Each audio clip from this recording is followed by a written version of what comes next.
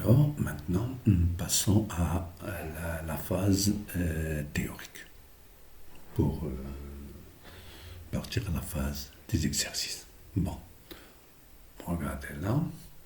Donc, on a, comme je vous ai montré ici, la partie expérimentale ou des pratiques, ça, on a trouvé ces équations-là. Des équations, soit l'équation de Y, de placement de la vitesse ou de l'accélération. Maintenant, passons à la partie théorique. Donc ici, étude théorique. Étude théorique. Alors, ce qui est essentiel, c'est que j'ai le ballon ici. Il est soumis seulement à son poids. Donc puisqu'il est en bas, j'ai pris ici Y. C'est ça? J'ai pris ici Y. C'est un 0. Donc j'ai ici, par exemple, J. Comme vous voulez. Donc si vous remarquez très bien dans ce contexte-là où on vit, donc on est dans un champ de pesanteur. C'est J. D'accord? On est dans le champ de pesanteur de J. Donc J. Vers le bas. Donc G, elle est suivant J. Et P est égal à MGJ. Voilà. Donc, comme on fait tout le temps. Donc, par exemple, AT égale à 0, là, c'est T égale à 0. Qu'est-ce que vous avez vu? Maintenant, on a lâché la bille d'ici. C'est-à-dire, on a lâché la bille d'ici, mais lorsque on a commencé à tracer, elle a commencé de ces deux-là. Donc, faites attention à T égale à 0, on a V égale à V0. Donc, voilà, on a lâché ici. Donc, on a T égale à 0, on a Y0 égale à 0, d'accord? Et là, V0 égale à 0. Mais j'ai commencé là. Là, c'est V0. Faites attention. Donc, j'ai commencé à manipuler d'ici. Bon, en tout cas. Donc, comme d'habitude, système étudié.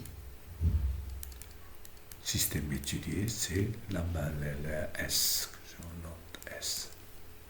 S. Donc, bilan des forces. Bilan des forces, je n'ai que le poids P. Donc, on applique la deuxième loi de Newton. Ça va me donner P est égal à MAG. Donc, c'est-à-dire qui est égal à MG. Ce qui me donne que AG égale à G. Donc, ce qui donne que AG égale à G. Voilà. Qui est égal à G, c'est quoi? C'est D de V sur dt. Ça, c'est l'équation différentielle relative à la vitesse. Voilà. Là. Donc, dv sur dt égale à ag. Bon. Ce qui donne, donc, puisque dv sur dt égale à g, donc dv sur dt égale à g, ce qui me donne dv égale à g dt. Quelle est la fonction constante, ce qui donne que v égale à gt plus v at égale à 0, qu'on appelle v0. Voilà. dv sur dt est quoi égal? C'est qu'il est égal à d de y sur dt, puisqu'il n'a un mouvement que suivant y. Donc, d de y sur dt égale à gt plus v0. D'accord? Donc, faites attention. Là, ça va me donner quelle est la fonction du premier degré, la dérivée de premier degré, comment elle sera. Donc, y sera de la deuxième degré. Ça, c'est l'équation différentielle en y, celle-là. Ça, c'est l'équation différentielle en y. D'accord? D de y en fonction de... Non.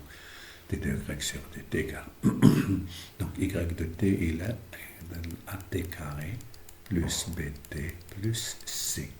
Alors je dérive d de y sur dt égale 2at plus b.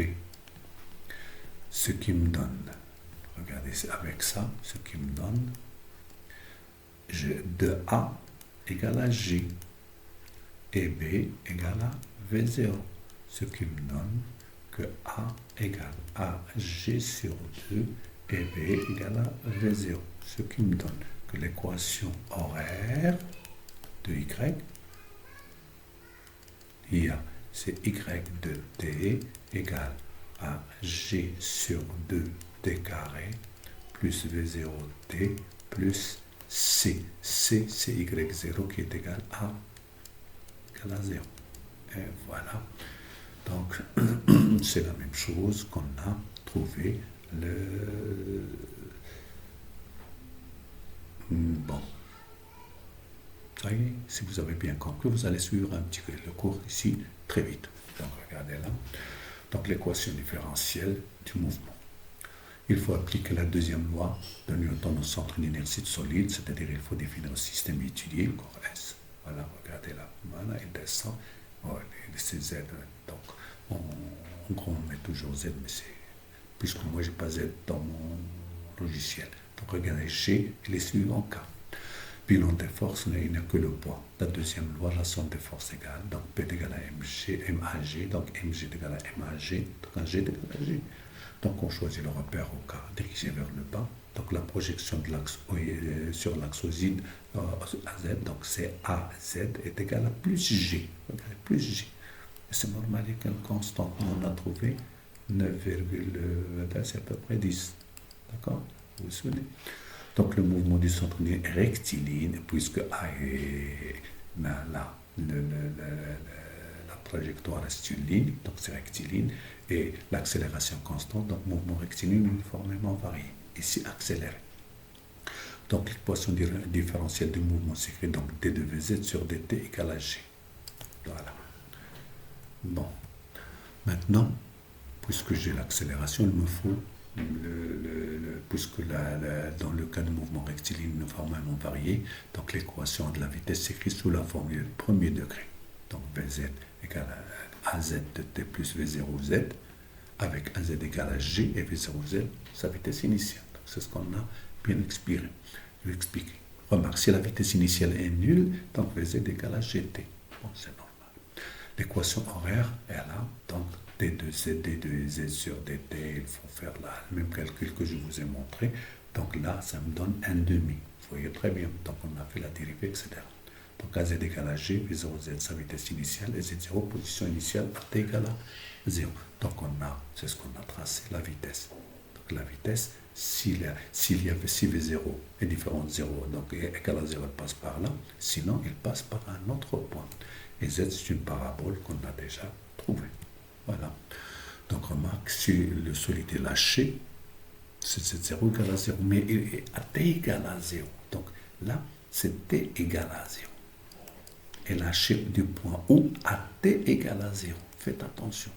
Sinon, parce que pour moi, j'ai évité, pour tracer la bille, il y avait les doigts. C'est pour ça que j'ai avancé un petit peu. Là, ce que j'ai avancé, la première image, c'est qu'elle a une vitesse initiale. Donc maintenant, regardez là, vous avez votre étude. C'est l'application qui est... Bon, il faut s'entraîner un petit peu.